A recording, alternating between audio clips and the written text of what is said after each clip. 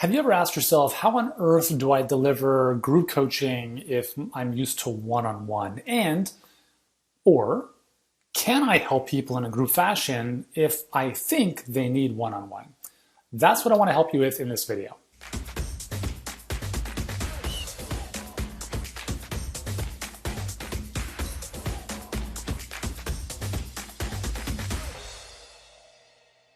All right, guys, what's going on? Yuri Elkaim here, CEO and founder of Healthpreneur. We help health professionals get clients and scale their businesses online without the grind. And as you may or may not know, one of the big components of what we do with our clients is ultimately helping you leverage your expertise and really moving away from one-on-one, because we all know that one-on-one is not sustainable. It is not scalable. And it's the biggest reason for burnout. And burnout is one of the biggest problems affecting health professionals. If you guys can agree to this, be like, heck yes in the comments, because there's two aspects of where the burnout happens. Number one, it's on the marketing front, which is all like the posting, the grinding, all that kind of stuff to get people in. But the bigger issue is on the delivery side. And there's a lot of conversation in, health clinics of my practice is full. I'm a therapist. I have a 4-month waiting list. I can't bring new patients in. And for me, that's just like, you just have the wrong operational system there. Because number one, your patients or clients are waiting forever to get help, which is not good. And second, it basically means you have a capacity bottleneck, right? What I call the capacity ceiling, which is where you're missing out on revenue and you're missing out on people you could be serving. So how do we fix that? On the delivery side is what I want to talk about in this video. So first and foremost, you have to understand that at most, what are you going to work? 8 hours a day, 10 hours a day? And even if you got paid $200 an hour, let's just make it very simple. So you work 10 hours a day, like back to back, and you're like 10 clients in a row, 5 days a week, okay? 10 clients a day, and let's say each client is 1 hour each. You charge $200 an hour, 10 clients a day, that's $2,000 a day times 5, that's $10,000 a week, that's $40,000 a month. That's almost a $500,000 business, okay? So on the surface, things are great. You can't take any more patients in or clients in because you're full. You're working 10 hours a day and you're making $40,000 a month. But the trade-off is that you have no time. And most entrepreneurs in any market, really, I think one of our biggest values is freedom. Yes, we want to impact people's lives. Yes, we want to transform everyone's health. But at our own expense, it doesn't make sense, right? When I was starting off in this industry as a trainer and nutritionist, I was working 16 hours a day, many days of the week. I was getting up before the sun, on the subway to the gym, and then getting back at 10 o'clock at night. Like, it was crazy. And I'm like, this is before I had kids. There's no way I could there's no way I can't even imagine what that would have been like having kids. Like, I'm very grateful that I probably see my kids maybe too much, if that's even possible. And I'm very blessed that I have that opportunity. But the thing is, you have to create the system. Like, my buddies are like, hey man, you're so lucky you built this cool thing. I'm like, I'm not lucky. I made the decision in 2005 that I was going to stop living that way. That's it. I'm not lucky. Okay? It's not like some miracle gene that I have. I made a decision to say, I'm not going to do this anymore. I'm going to do something better. Was it easy? No. But I made it happen, right? And it doesn't have to be hard. So one thing I want to share with you, so this came up, so let's just use an example of a fictitious client. So whether you're working with people online, virtually, or in person, this is going to be the same thing. So you have clients in person, and let's just say they have an issue like, I'll just use an example like IBS, okay? So you want to help people who have IBS, and you're thinking, okay, that makes sense. Single target market, right? Good start. But then we start getting in our own way because we start thinking about, in my experience, what I've found is that a lot of these clients don't all exhibit the same symptoms, or they come in with various complications. And I want to give you a couple of simple things to think about that will help you with this. Number one is, I want you to think of an analogy, and I use this train example. So everyone's on the same train, on the same track, toward the same destination. There aren't two different tracks. There's one track. And if people don't fit into that track, You can choose not to work with them. Okay, so I'll come back to this in a second. So I had a client was asking me a very similar question to this a couple of days ago. And the first question I asked her was this: if I gave you 10 of these clients tomorrow, would all of them follow the same protocol, more or less? And the answer was yes. So in that case, we're good, right? We're good. Now, could there be some customizations and some individualization? 100%. You can do that kind of stuff if you want to. However, the bulk of what you do in your business needs to be curriculum based. So if you've watched our Perfect Client Pipeline Masterclass, I talk about the 3 C's: curriculum, community, coaching. What most people are only doing is the coaching or the doctoring at the top. And that's based on time. You have no leverage. If you take off on a trip for a week, you're not getting paid and they're not getting helped. But if you have curriculum as your base, which is you find yourself repeating yourself most of the time, that stuff should be recorded, right? That stuff should be put into a step-by-step sequence of, even if you're not there, they can hit play on a video online and watch you teaching them some stuff, giving them an exercise to do or something to follow, and now they're making progress independently of your time. It is the simplest place to start, okay? So that's the first thing to think about is, and it's very, well, here's the other thing. It's tough to create a curriculum when you have many target markets. You can't, because then you have many different programs. And when you have many different programs, none of them work. Have you noticed that? Oh yeah, I'm just finishing up my next 2 signature programs. Really? How's the first one doing? Not very well. Anytime someone puts an S behind what they're doing, I know they're not doing well. It's really simple. Yeah, I've got like 3 courses out there. I can go to someone's website and I'm like, what do you offer? And if they have anything more than 1 or 2 options, I know they're struggling. Why? Because jack of all trades, master of none. It's really simple. We have 2 core programs, HBA and Luminaries. That's it. You'll never see anything else from us in the near future. I can promise you that. Why? Number 1, it's a waste of our time. Number 2, it's a diversion of our focus and energy.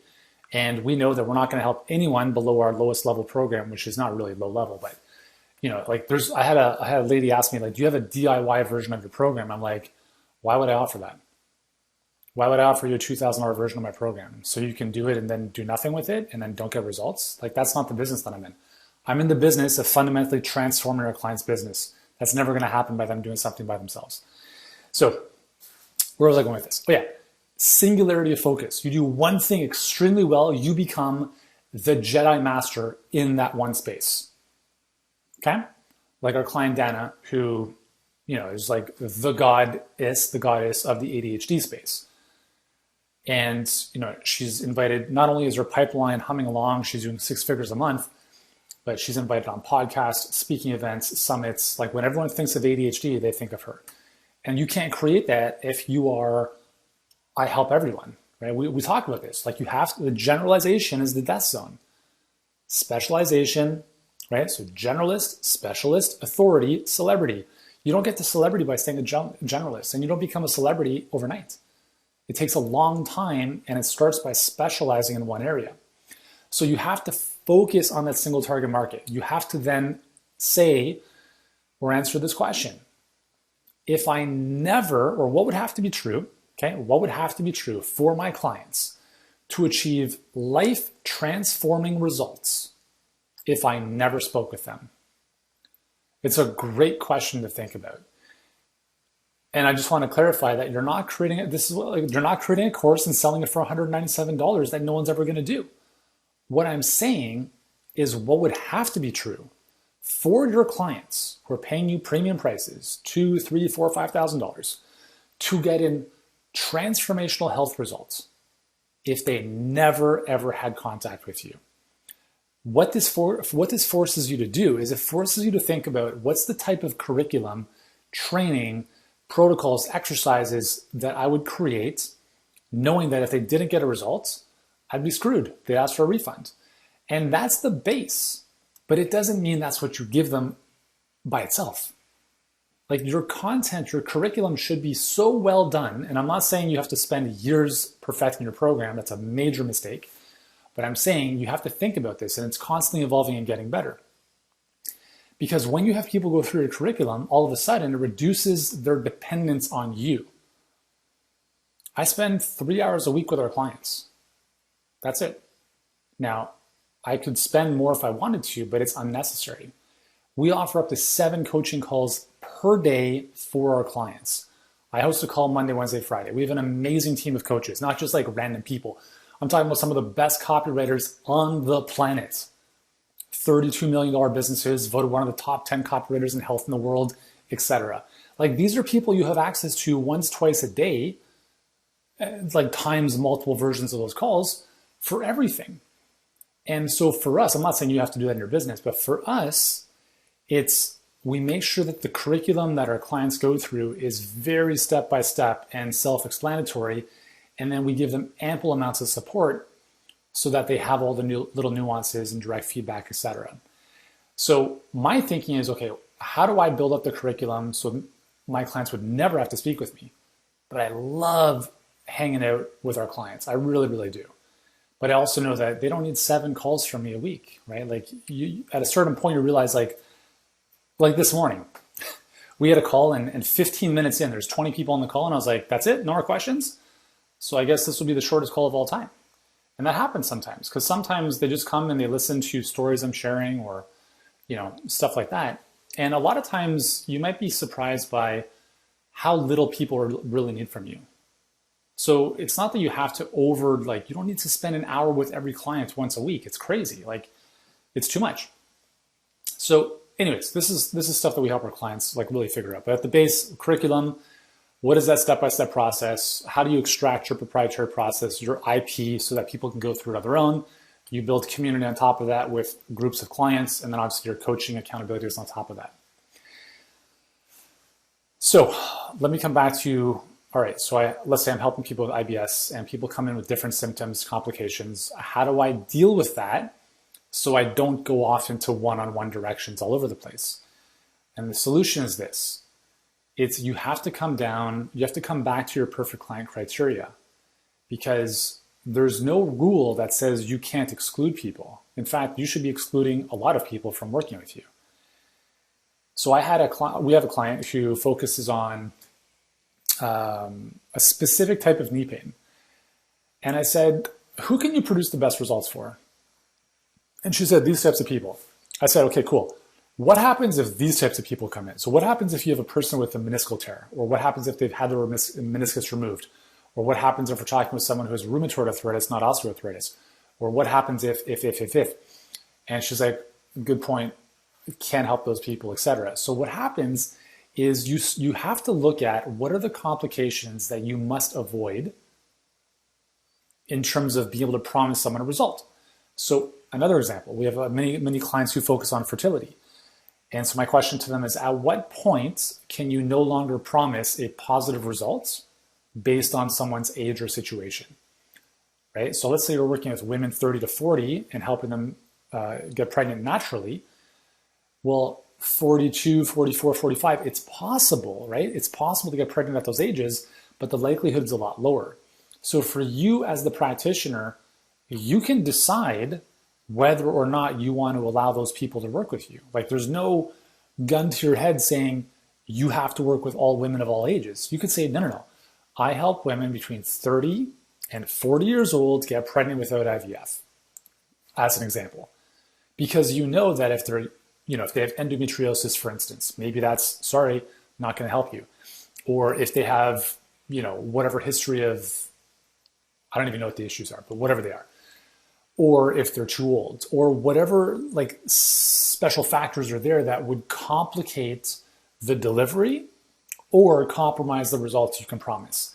And that is how you can focus on a single target market and ensure a group of individuals who have the same, for the most part, issue, problem, pain that they want to fix can mostly all follow the same protocol with minimal customization. And the thing to remember here as well is, depends on your philosophy, right? Everyone is a special snowflake, maybe, but we're all the same, right? I mean, if you think of all the diet books on the shelves, they're pretty much saying the same thing. Eat more plant-based foods, eat more whole foods, eat more vegetables. If everyone did that, yeah, they would benefit. But again, then you can get into the weeds of, well, some people don't tolerate nightshades, etc. So you can have lab tests, you can have customizations, but you want to think about 80% of what I'm going to share with my clients is going to be about the same. It's on the nutrition side specifically, right? From a workout perspective, let's look at this as an example. So I went swimming yesterday, did 1.1 kilometers. I was pretty proud of myself because I'm not a great swimmer. I mean, I shouldn't say I'm not a great swimmer. I'm not a trained swimmer. So I'm doing front crawl, and I notice after the swim that my shoulder is like impingements, like not feeling good.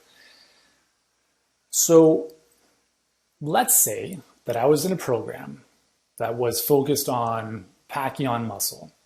And part of that program was overhead pressing. So military press, shoulder press, etc.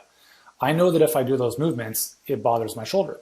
So let's say that the coach of that program said, "This, just a heads up, yo, do you have any issues? Do you have any shoulder pain? Do you have any right? I could say, well, I've got some impingement issues from tennis, from swimming, whatever.